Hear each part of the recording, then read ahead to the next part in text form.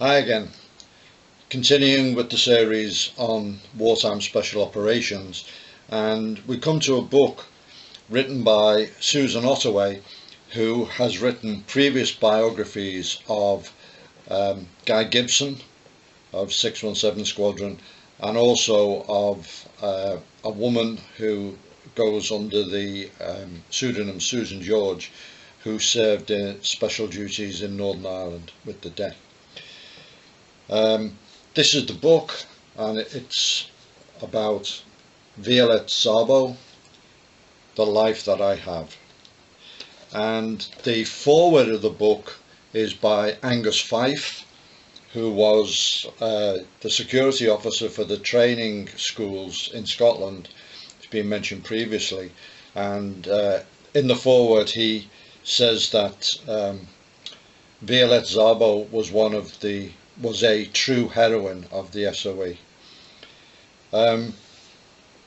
There's a list of acknowledgements and sources, and included in it is Tanya, who was Violette Szabo's daughter. So Susan Ottaway met Tanya and got a lot of letters and documents and other material from her. So there's obviously a lot of authenticity in the book. Violette was a normal young girl growing up in London. Her name was Violette Bushell at the time, and the only remarkable thing about her, apart from the fact that she was very vivacious, was that she spoke French, because her mother was French, and she had learned French growing up. She was working for the post office and doing mundane jobs, and she met Etienne Szabo, who was a French officer, and they got married. She became pregnant with Tanya, and then Etienne was killed at El Alamein. And then somehow Violette was recruited into SOE. Now the recruitment process, and I think we mentioned this before, was very interesting. It was designed obviously to attract the right people, or to identify the right people who would be agent material. And the first thing obviously was the languages, but how those people were known to a secret organisation, and how they could get in touch with a secret organisation, because wartime secrecy was very strict, was something of a mystery. And somehow she got a letter from a Mr. Potter, and she thought it was about a pension from Etienne, and went along to an office, and basically it was the cover name for Selwyn Jepson, who was one of the two recruiters for SOE. And the files suggest that they'd known of her because she did some service with the Auxiliary Territorial Service before becoming pregnant, and her French may have been known then, but there's a hint that an agent, she got to know an agent, and before he was deployed he passed her name up the chain as possible material. Anyway, she goes through the training network and up to Scotland and so on, and has mixed reports. Now, looking at it through the hindsight of history,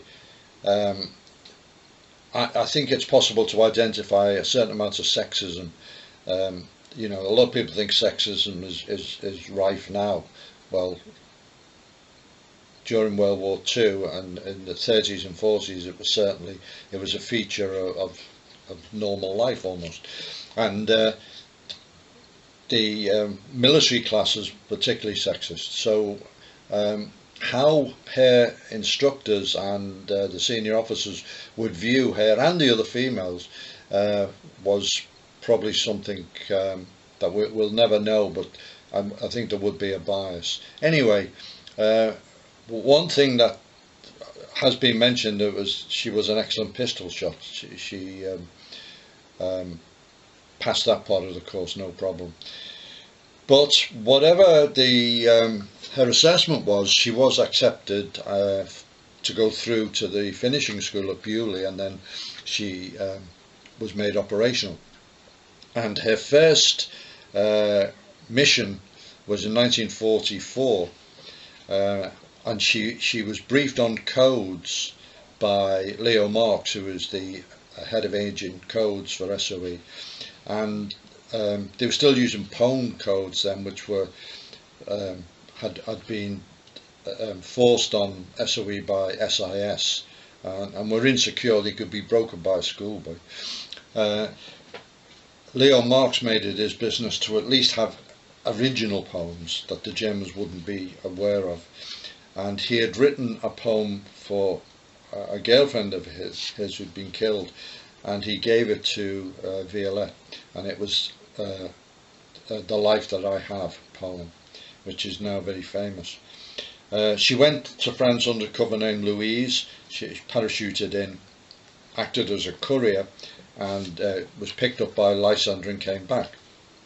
And then she did another mission, a second mission. Again, she was parachuted in from a liberator, and during that mission at a road, she was travelling by car. She preferred to travel by bicycle, which is more secure, but she was travelling by car, and they hit a roadblock.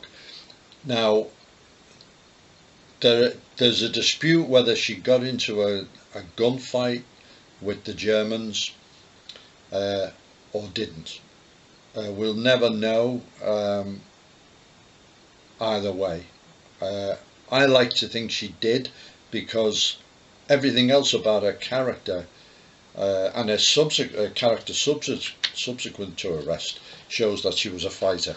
Anyway, she was captured, sent interrogated in Limoges, and sent to the notorious Fresnes prison in Paris, where again the SD, Sicherheitsdienst, brutally interrogated her. She didn't talk, and she was sent into the KZ system, the concentration camps, and on a train going to the camps, it was came under attack by Allied fighter bombers, and she and another of the female prisoners who were manacled crawled the length of the train to bring water to some of the British male prisoners, which included Yo Thomas, the White Rabbit, whose book we've reviewed, or the book about him we've reviewed.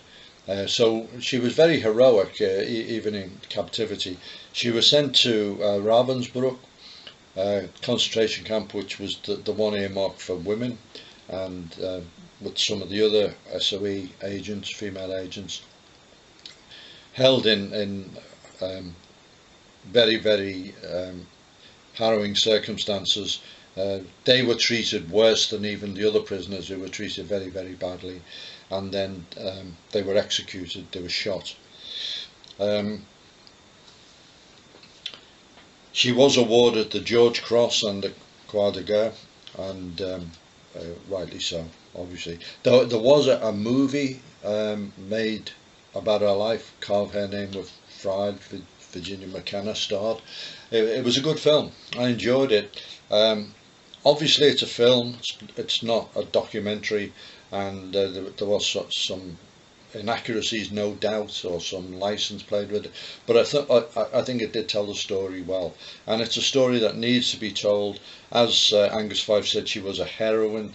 All the women who were sent into occupied countries by the SOE, and you know, the acting on behalf of the Allied intelligence services, were heroines just doing that. So really good book, and some great pictures too. very, very well illustrated, based on really good sources, and I recommend it.